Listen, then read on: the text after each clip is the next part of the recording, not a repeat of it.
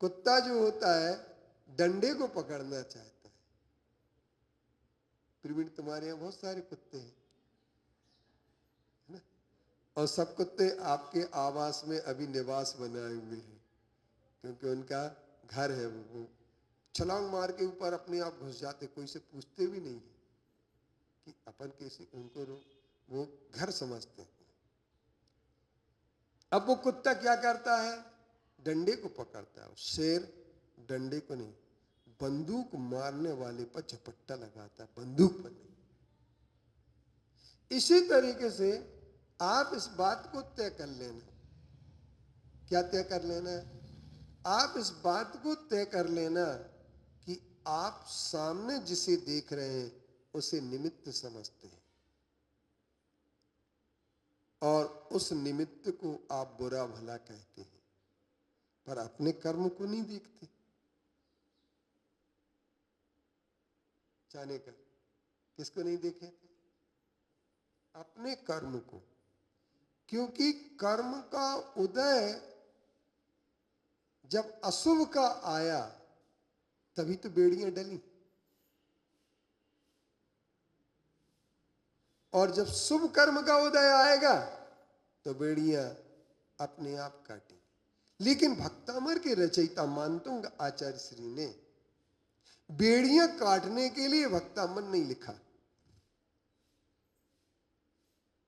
भक्तामर की भक्ति करने से, आदिनाथ की भक्ति करने से बेड़ियां अपने आप कटी हैं।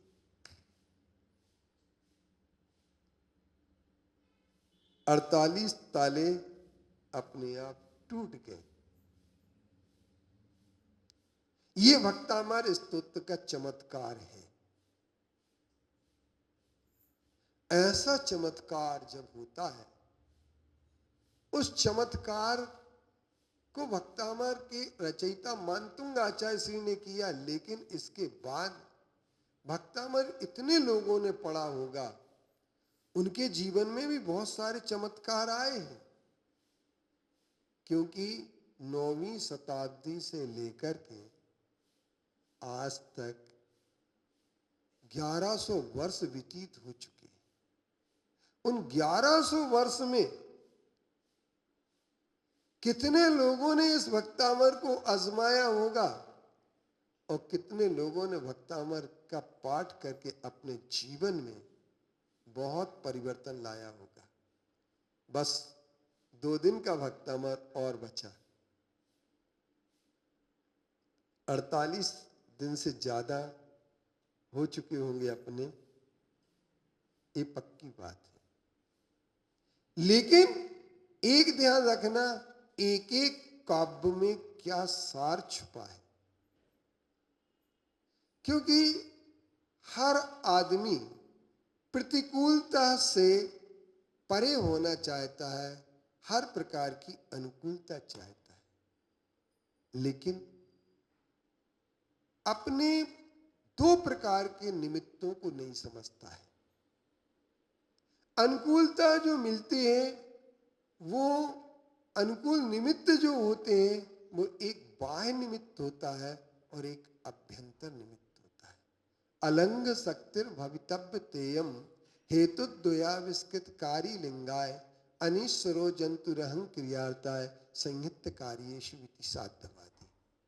आचार्य कहते हैं कि ये भवितव्यता अलंघनीय है। तो ये भवितव्यता क्या है?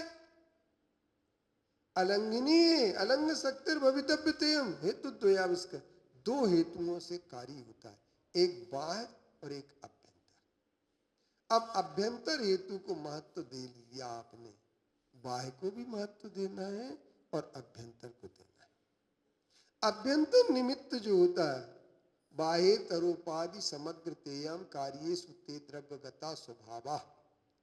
2 उभय कारणों से कार्य होता है, ऐसा आचार्य अकलंक देव ने भी राजवार्तिक में और सर्वार सिद्धिकार ने लिखा है कि 2 कारणों से कार्य होता है, एक कारण से कार्य नहीं होता है, लेकिन अभ्यंतर कारण जो कर्म है, उस अभ्यंतर कारण कर्म को हम स्वीकार नहीं करते हैं, उनका महत्व नहीं समझना चाहते।